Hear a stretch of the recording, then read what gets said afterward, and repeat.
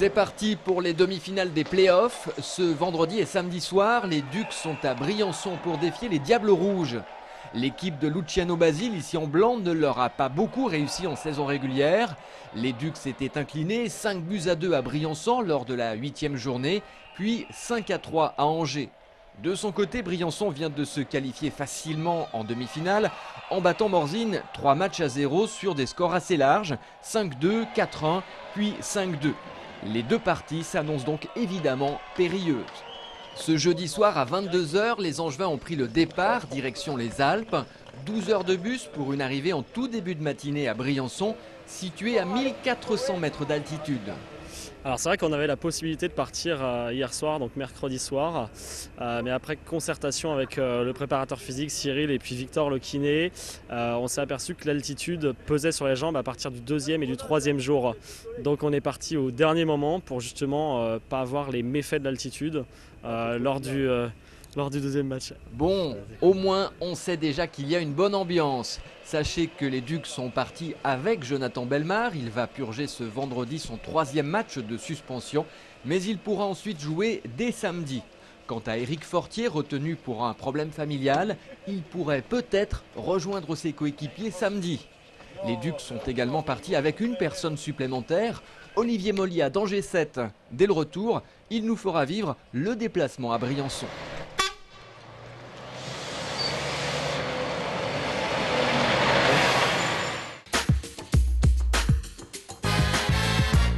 Pour en arriver là, les Ducs ont dû passer par un 5e match d'appui face à Amiens mardi soir.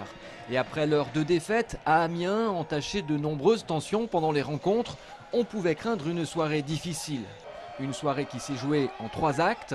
Acte 1, les Ducs démarrent très fort. Ils remportent le premier tiers 3-0. Oubliez le mauvais esprit, on assiste là à un vrai match de hockey. Et les Ducs, qui sont pourtant privés de Jonathan Bellemare et Éric Fortier, dominent sans aucune contestation possible. Acte 2, on est dans le 2e tiers. En moins de 7 minutes, le vent va tourner. Amiens revient au score, 3 buts partout.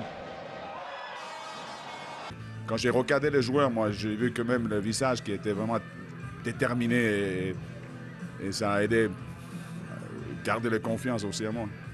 Le dernier acte, c'est la démonstration que les joueurs d'Aquila Aimé sont allés chercher la victoire au fond de leur tripes.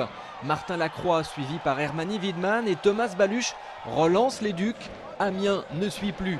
Un dernier but de Thomas Baluch dans le 3e tiers scelle la rencontre.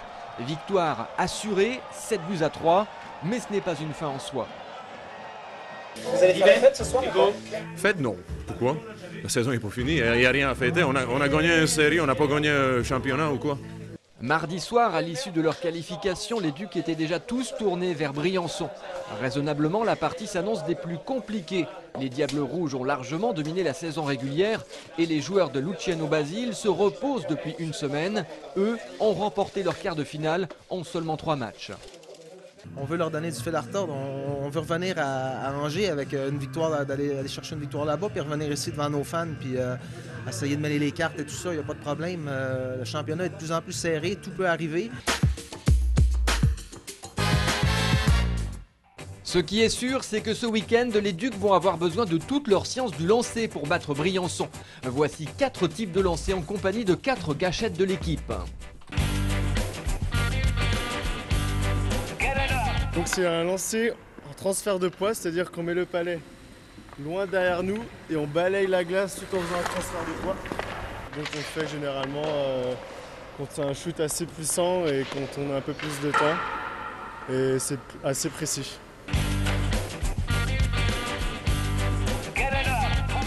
Moi mon lancer c'est plutôt le slap ou le lancer frappé. Donc la différence du lancer balayé en fait c'est moins précis généralement. Mais ça permet d'avoir un peu plus de puissance. Donc c'est pareil, on l'utilise quand on a plus de temps, notamment les défenseurs en zone offensive par exemple.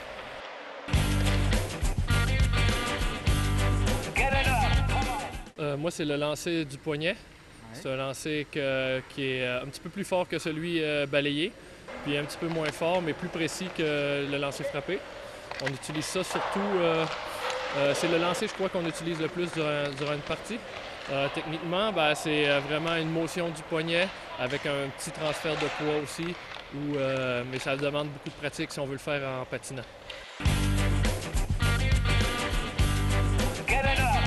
C'est le lancer du revers. Au fait, c'est un lancer qui est très difficile à percevoir pour un gardien, donc il est très difficile à lire.